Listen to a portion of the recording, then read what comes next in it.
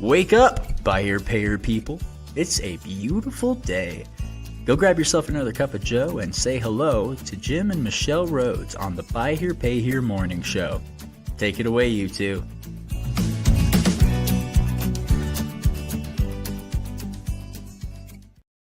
Hey. Hello. Good morning. Yeah. Friday, right? It is. Happy Friday. Yeah. Welcome to the morning show. Yeah. And to the Utah studio. You feeling well today, Michelle? Much better.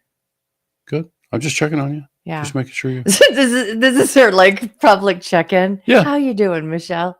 Are you feeling good today? I'm feeling great today. Okay, good. Yeah. That's all. Yeah. Excited for today. The morning show is a great topic, and just got a lot happening. We're winding down the last of the prep for the next certification course and for the conference that's coming up. And so those of you who are listening that are going to be there will be in booth 121 and come and have a chat. Say hello. We'd love to see you. Absolutely. Yeah. I have some fun ideas, and there's a contest there. People can come see us, come see our founding sponsors, and have a chance to win a bucket of money. A bucket of money, cash. Yeah. It's Vegas, and we know that it will be helpful, but just so y'all know, it involves you going to each of our founding sponsors' booths, and you got to be there to win. So you got to be there to fill out the thing. Yeah. Do they have to be present to win the game? By 5 p.m. everything has to be in on that Wednesday, the last expo, and then we're doing the drawing at 5:45. But do they have to be in the building? They have to be there to get their prize. Okay. So we will text them. But if they're not, so like, let's you got like 5 minutes, and then we're gonna go. We're gonna So let's make sure those rules are quite clear. But anyway, we're giving away a pile of money. Yeah. So it'd be to help for those who suffered losses at the casinos while in town. So there's a good reason. Yeah. Only one entry per. It's a get yourself home. Yeah. Cash bundle.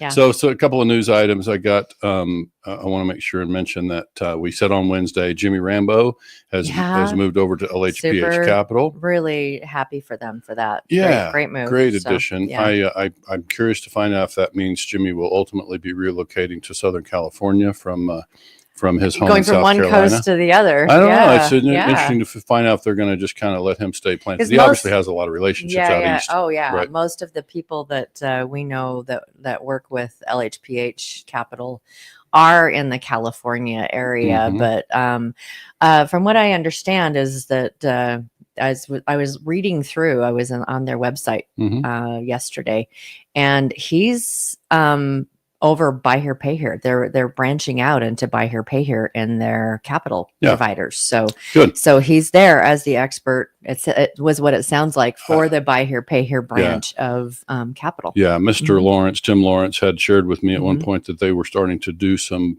Buy Here Pay Here in addition to their Lease Here Pay Here. So that's exciting news for the industry. That's one more solid provider to be able to offer a solution. So and we know them. We really we know the people behind the product, and that's one of the reasons why they are one of our founding sponsors. And we know Jimmy well. He has been very supportive of the White Hat movement. And so for those who don't know, Jimmy's had a long career at Spartan Financial, and so he's now moving over to LHPH Capital. So all good. And then our other news was Buckeye Dealership Consulting has renamed to Buckeye Risk Services. Do I have that right? I didn't look it up, but that's my risk management. Okay.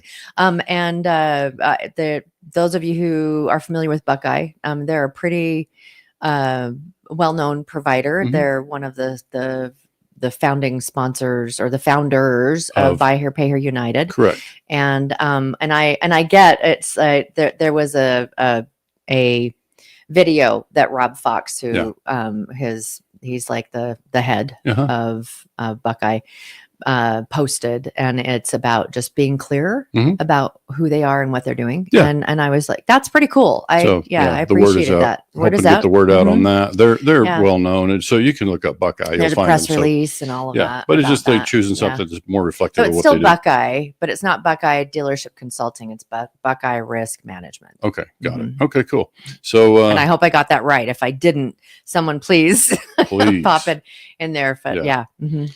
all good. Shall we dive into our topic then? You got anything else?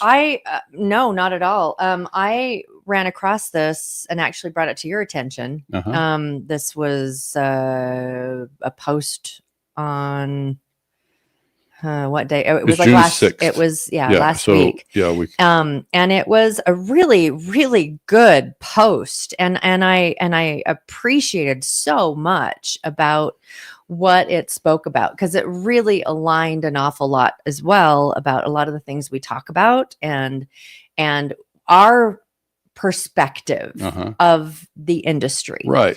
And There's it just intersects. and so there were a lot of names. Buckeye is actually one of the ones that was named in there. A lot of names that are companies that are named. If you want to know all the company names, get in there, because it's a beautiful endorsement.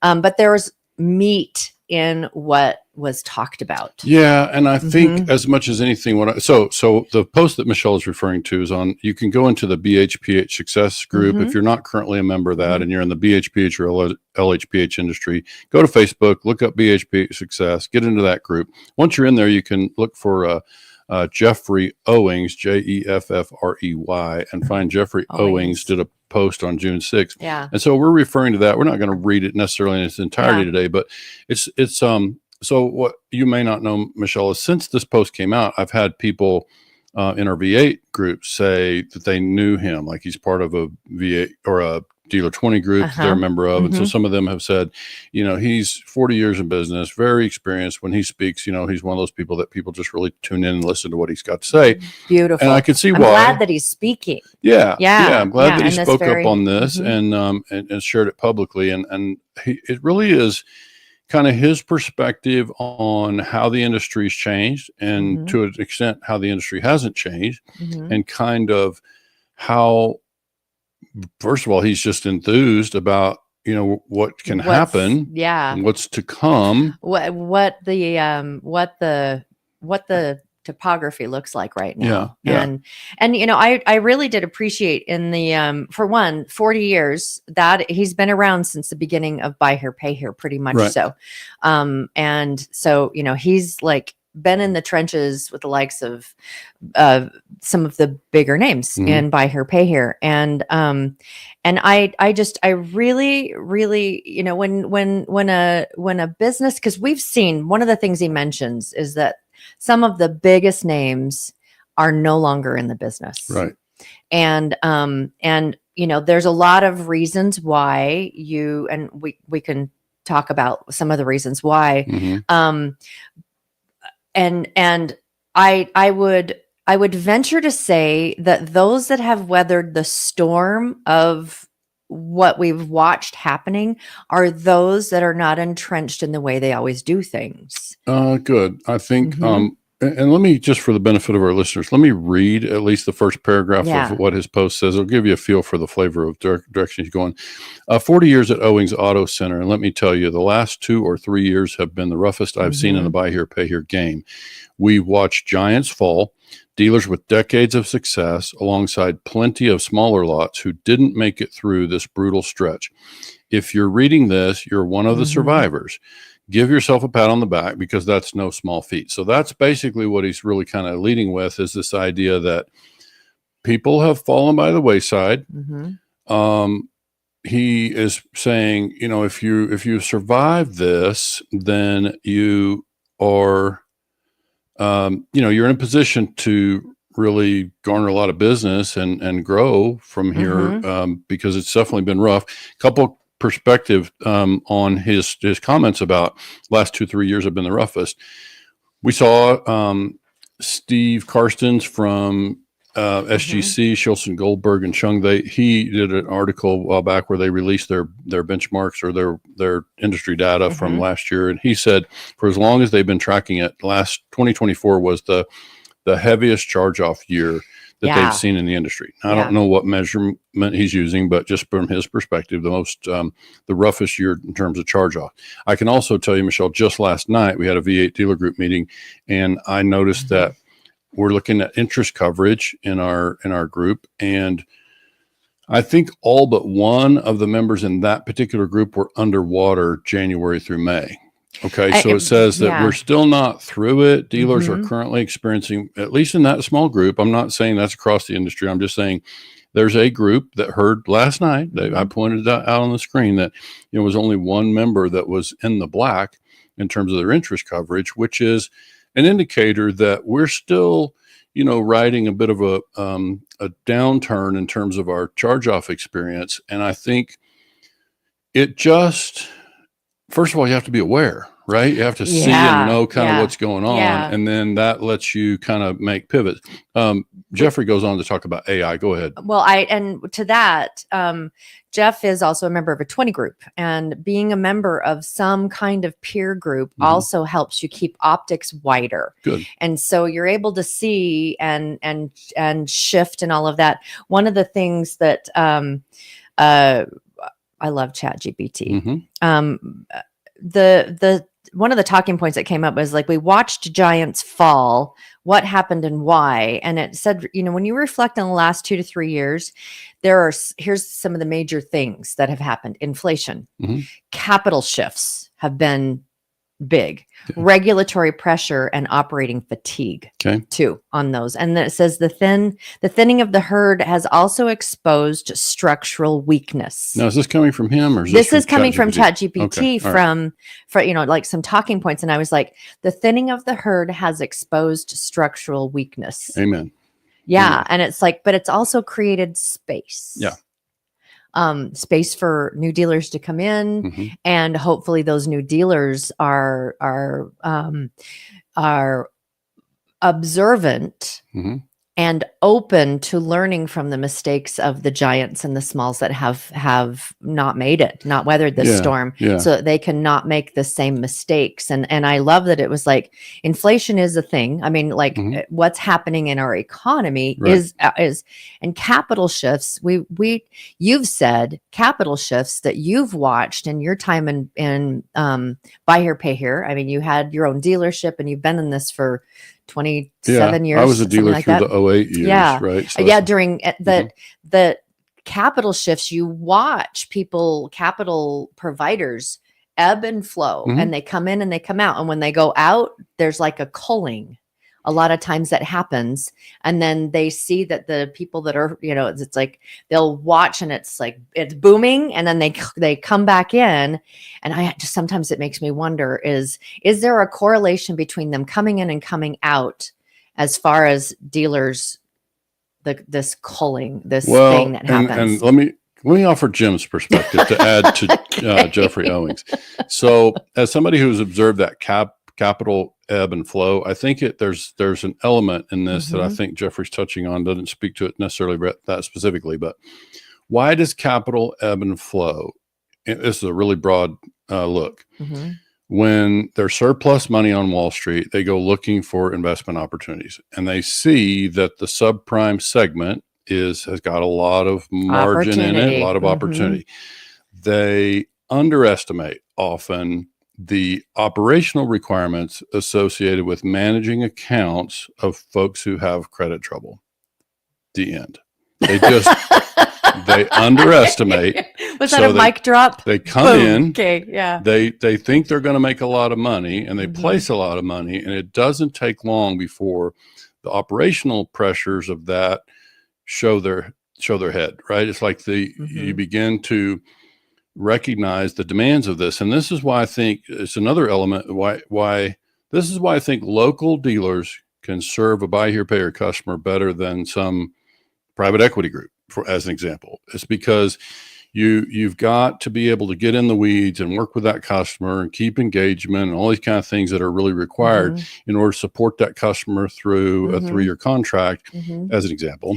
And so this is why I think it all kind of ties back together. And I think we're seeing too, we're seeing dealers recognize in a way that for the first time the the importance of getting their operational house in order. Yeah. Right.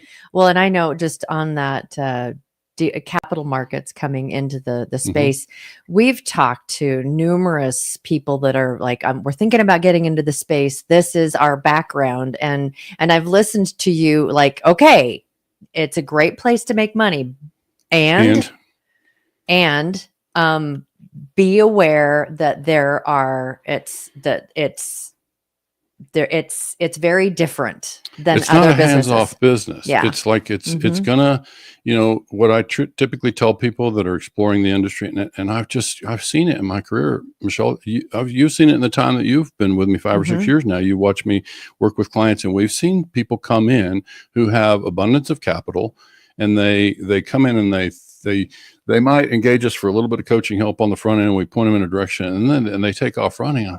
I just think there's so much more to learn. You haven't asked the really important questions. Yeah. And so it's like you take off running in this industry, and you're going to quickly find out. And I'm afraid you get stung financially in the process of doing that. And so that's the part that I'm watchful about. Yeah. It's like we also see that, it used to be, and one of the conversations we had last night, and I'll be speaking on this at the NIADA thing, was a week after next. So on profitability. So it's so interesting in our space, and we'll get back to Jeffrey's post here in a minute. But the tie-ins for what he's talking about from my own perspective to kind of intersect and kind of intertwine with what he's talking about is when we look at profitability. I used to be able to say, and I would, even if I'm meeting a new dealer and we're working through cash flow modeling on the screen, I will tell them, look, in our business, we can almost take profitability for granted. I realize how ridiculous that sounds coming out of my mouth for somebody who's been in a business and struggling to get gross profit or struggling to be profitable. In our business, we have plenty of profit. Why? Because customer doesn't fight us on price. We don't fight us on interest rates. So we have plenty of margin and markup. It's a question of the cash flow. So I'm saying that in the context of, we need to map out your cash flow. Profitability will be fine. In fact, we'll have so much profit early that we're going to have a tax problem if we don't manage the cash part of that. And so this is kind of the piece that I think, is something that, and looking at with our dealers now, is like we're seeing lenders press dealers harder at the time of renewal about profitability and some of that kind of stuff. And so I think it's just one more indication that the market has shifted. And dealers who, it used to be, Michelle, that, we had so much margin for error that dealers could sort of fly by the seat of their pants and almost be successful in spite of themselves. Oh yeah. It is in spite of themselves, and it's to their detriment. Sometimes with this situation. And then one last thing before I want to get to the AI piece of Jeffrey's post, and I'll just read that paragraph that he wrote on AI. Right. But, when I look at that, I think we met with a dealer earlier in the week and we started digging into the thing about, let's establish some enterprise value for you. Let's establish some elements in your business so that, one, your business is more sustainable. Two, if something were to happen to you, the business could, continue to function in your absence, right? And then the last would be, if you should decide to sell, we've got a business that's got some actual market value. Yeah. Go ahead. Before we go into AI, I'd like to just kind of touch on something that he spoke about before he went into AI. And he says, for the first time in our industry's history, we've got resources and synergy like never before. That's true. I'd like to see more synergy. I'd like to see more collaboration. You're starting to see that happen. We're also kind of watching that. What does synergy look like? Does synergy look like a gated synergy? Good. Or is synergy look like an open synergy? Because I am seeing gated synergy happening where it's like very specific people are working with very specific people. It doesn't mean they're not adding value. It doesn't mean that they're not adding value, but it does start to create, it's like, we can create this thing. And then, and the open synergy is where it's like working with everybody. Right. Everybody's welcome to the table. And I'm watching some of the synergy thing. There are some that don't see how beneficial that is to dealers to be synergistic with other vendors, and they're closing things off. And there are a lot of dealers that are angry about it. That's right. We've seen that with certain providers. That was a pretty hot topic in this success group a week or two ago. And so, that's a good example. I think we're certainly going to, at White Hat Way, we're going to be emphasizing collaboration for the benefit of the industry. Absolutely. Not just the dealers that are in our community, our group, right? It's like for the benefit of the industry. Because there are, the whole idea of like a true pure synergy in the industry is everyone is welcome at the table. Right. It just is. And it's like, so when we see that there are DMSs that are closing off, we won't work with anyone outside of our own product now that we've created. It's just, and it's like, it leaves people in a lurch. And then when you also, it's like, if the closed synergy, it's like you only have access to this. And listen, these are for-profit companies we're talking about. So obviously they're going to look out for their margins and their market share. It's just that we believe that's possible to do that and still be collaborative and to, create solutions that are for the benefit of dealers. So that's the part that we're just going to continue to highlight those people who are collaborative and who are, kind of creating some solutions that are not restricted. I have a background in tech. Right. Not an extensive background, but I understand tech a bit, and I understand open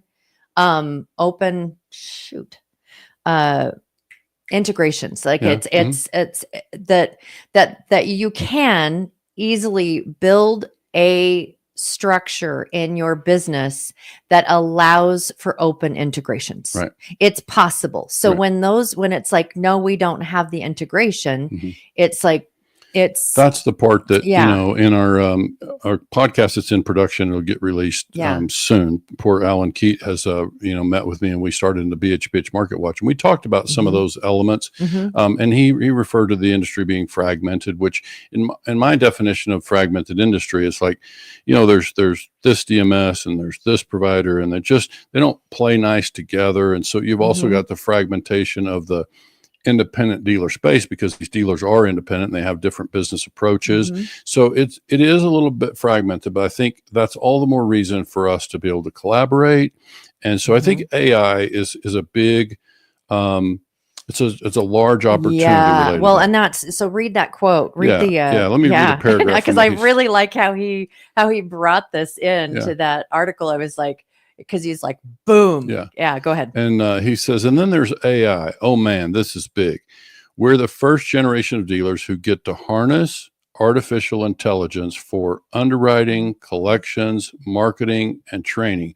Imagine smarter credit decisions, tighter collections, sharper marketing campaigns, and training that actually sticks, all powered by AI.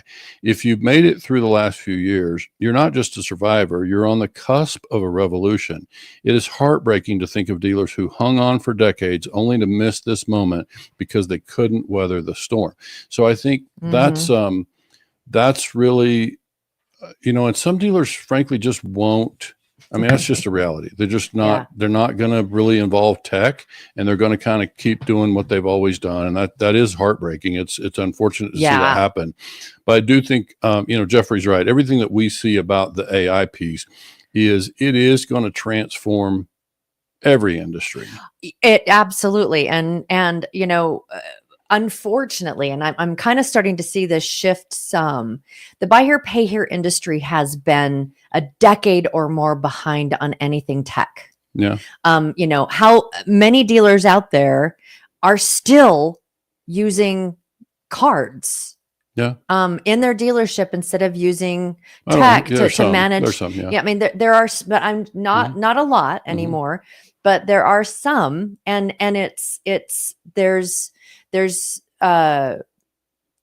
just been I don't know if it's an unawareness or a reluctance to lean in, or maybe it could be that there really weren't technology providers that were interested in getting into the space, but it's just boomed. I mean, we're seeing like payment opportunities that it's just like, it's so easy, and it makes it super easy for a consumer to pay their bill and make it kind of fun even in the process. And so, one of the things that when I'm looking at these highlights, it says AI is not a threat, but a co-pilot, especially for those with limited staff. And that's huge, because how many dealers out there? We're doing. Mm-hmm. We are teaching dealers, get off the hamster wheel. Get off the hamster wheel. And when we do these, when we don't as much anymore, but many of the on-site, when we would be meeting with someone that was new to coming into the industry, that we would talk to both the dealer and their significant other and ask them, what do you really want? And every single spouse that we have talked to said, I want more time. Mm-hmm. I want more time with the dealer mm-hmm. to be available for children's things and couples things and all of those kind of things. And so many of them they're younger, they're newer in the business, and they just like, I have to be there. I haven't grown it enough. And mm-hmm. then they get on that hamster wheel and they continue in that mentality where their physical presence in the building becomes an integral part of it being able to operate. Right. And so AI is a beautiful way of starting to take some of those things off the plate of a dealer.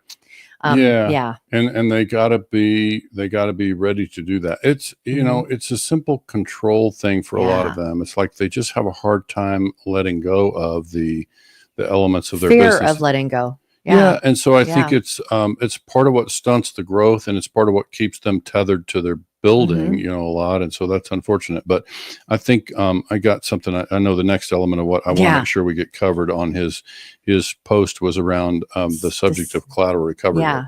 And I agree with what he said here. I think so let me get this on the screen. I didn't think to get this in advance, but I'm going to get the collateral recovery rate formula up for people as we talk about that, so that they can better understand kind of what this is about. So you've got Jeffrey. Let me just read what he said first, because I think that's his perspective. Can you let's just give a fifth grade definition what collateral recovery rate is? Yeah, it's basically, sometimes I refer to these kind of things as burn rate. It's the rate at which the portfolio is performing, or the rate, I call it, a lot of my numbers, I call it conversion rate, but that's just me using farm boy logic, or, mm-hmm. Kind of, my own kind of dealer speak that I feel like they can interpret. So it's often what we're really talking about is, how is the business performing? We went a step further.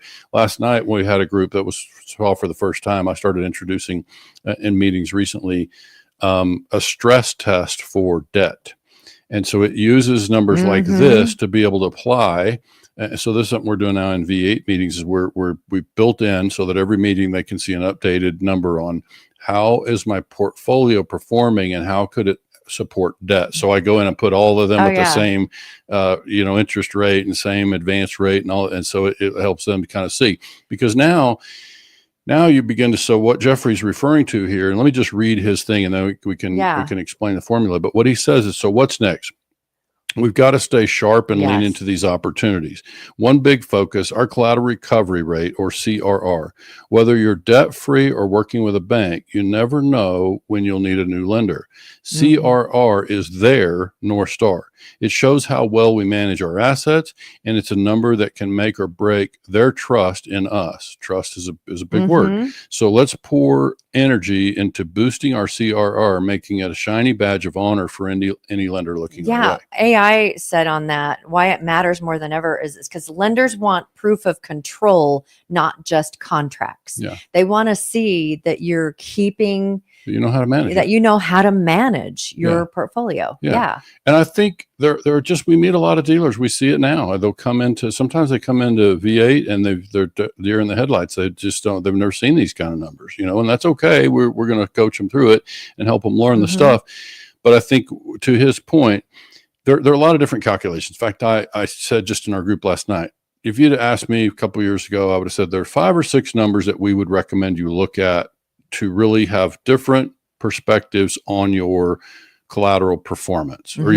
or your portfolio performance, which is the largest asset in every buy here, pay here dealer business, typically, if they've been open for more than 5 minutes. So now the idea is, I told them, I said, now there's probably more like 8 or 9, now that we've started building in some new things that we track in V8, because it gives dealers more ways to measure what's happening. And I think it helps dealers break free of, sometimes we get in a mentality where we get kind of married to our business plan or our business model. And by I don't call people out, but I know that they could look at the numbers and say, I like my business model for various reasons, but I can now see why a bank wouldn't like my business model as a line of credit provider. And in our day and age, there are very few dealers out there anymore who can bankroll on their own as they're getting started. Well, because cost of cars up. I mean, the cost per contract is so higher. That's so important that, your business model might have been from a thing, a way of doing it pre-COVID, and it's just different. And it could still work for some. I just think this gets into the whole question about, and we've got I wrote articles, we got old YouTube videos, we've done podcasts around something I call the volume formula, which is this idea that we really need to do a certain amount of volume to make the math work. Because otherwise we just sort of are stunted, and we're stunted at a place that's kind of risky if we don't grow to a place where we can enjoy some positive cash. And so, people are going to, and I always say, look, when I meet with a dealer and we're advising, I say, look, it's your name on the building, right? So at the end of the day, you're going to do what works best for you. It's just, we want to introduce you these ideas that, to make yourself have more market value as an enterprise, have your paper have more market value. So because even though you don't have the first inkling about selling paper today, things could change and you might need to liquidate some paper. And so the idea that you would have paper that has good market value is going to be significant in that scenario. And it's going to serve you in the meantime, because that paper is going to produce well. Right. And so it's going to, these are all things we look at. We've worked with dealers that they know they have a certain framework they have to abide by for their capital providers. And yet they still write paper that they know is outside of that framework. And then they wonder sometimes why they're struggling with certain pieces too. So let me show that formula before we move away from it, and people can snap a photo of the screen. But this is the RR formula from one of the major lenders in the space. And this is the way we calculate it. I've got a different calculation that generally produces the same results, but principal collected plus repo fair market value. So that's the recovery or the ACV. From the thing. And there's some question on this. I think one of the things we want to be careful about here is it's one thing to use the actual value that we would pick when we book the car back in. And it's another thing to have the actual book market value, because the lender tends to lean on the book market. They're not there to see the car. So they're going to lean on the book market value, which is something came up also in our meeting. We're going to try to start tracking book value in our V8 stuff for those dealers who don't have in the process. We would recommend that. And then you take those numbers, add them together, and you divide that by your portfolio reduction. So this can be done across a period. You can do it a single month. We would recommend doing it across multiple months, or doing it every month and stacking it into a rolling average. But we definitely want you to see trends. So, having that calculation each month as a 3-month or a 6-month rolling average, so you can see when that's trending down. We had one dealer who, was kind of surprised to see that his portfolio had been trending down. And it's like, if you didn't have this math, if you didn't make your time to stack up the math and reconcile the portfolio to make sure we try to reconcile principal plus or minus 1%, so that we can be sure that the numbers that we're looking at are valid, and that we've identified all the movement in the portfolio. And now you apply this formula and you've got a pretty good indication. And I think Jeffrey's exactly right, that this is, if we were to pick a number to measure, I would say, because I always talk about it, our members probably get tired of hearing me talk about, portfolio performance. I mean, this is where it's at. If we can get our portfolio to perform, it's not about selling more. it's about why put more contracts into a portfolio that's not performing, right? It's the independent dealer's mindset into buy here, pay here was like, well, I can sell myself out of this problem. Right. And it's like that does not work. That drives you off. I would say that's even less true today than it was pre-COVID. Right? Absolutely. It's probably less true. Yeah. So anyway, I would, let me read the one last part of his post. He closes with, the buy here, pay here world is buzzing with possibilities, and I'm fired up about what's ahead. We've got the tools, the community, and the tech to make this next chapter our best yet. Let's grab these opportunities, tighten up our operations, and show the world what us survivors can do. It's really great, Jeff. And I would just say, the work that we're doing at White Hat Way, we would add, when we can put a white hat badge on people who not only have clean operations in the way that you're talking about, but we can sort of place an emblem on them that is representative of character and integrity and being trustworthy and all those kind of things. That's what White Hat Way is about. So as a coaching company and as a brand solution, we are working to make sure that we can add that element to what Jeff's talked about here. And so shout out to Jeff. Thank you. I reached out to him and made sure he was okay with us, quoting from his post, and he said, he was happy for us to do that, and so we were grateful for that, and really grateful for him sharing his perspective. And then I'd love to invite him on the podcast whenever we can coordinate a time. I think there's a lot more that we can talk about. I appreciate, because he didn't really mention in the article that he was a member of a 20 group, and I would like to have the conversation with him. How much of your perspective and your weathering the storm can you attribute to being a member of a 20 group? Because any kind of opportunity a dealer has to learn from others is really going to help strengthen your dealership. And so even listening to our podcast, you've got Independent Dealers podcast, other things that are out there that are free, and then getting involved in some kind of a peer group.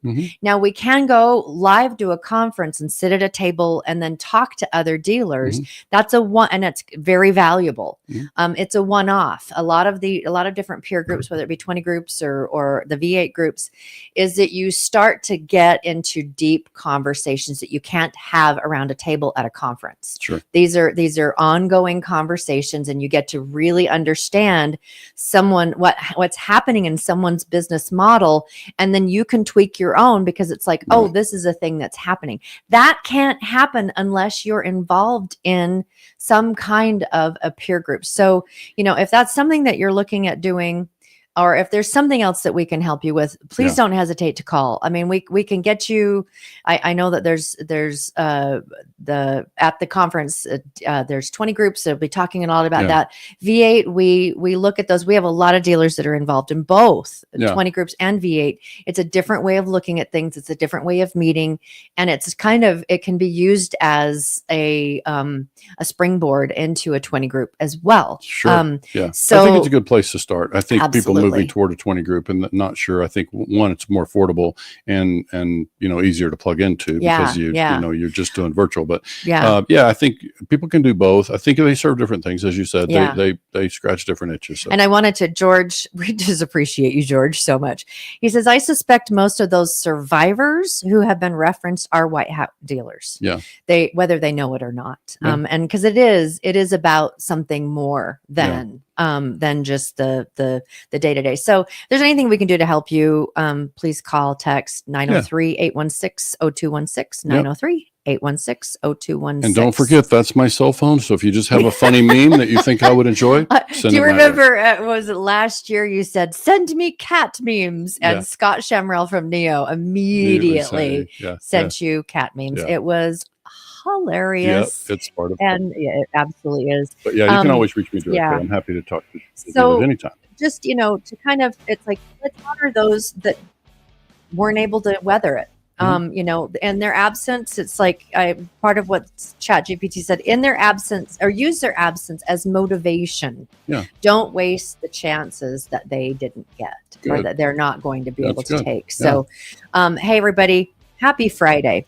We really appreciate that you're joining us and taking some time to listen. That means, in a way, that you are interested in learning more. And so good on you, because it's a really important thing to always be open to learning new things. Big announcements next Wednesday. Be sure to join us back here then. All right. Everybody have a great rest of your week, and we will see you on Wednesday with another episode of White Hat Wednesday. Yep.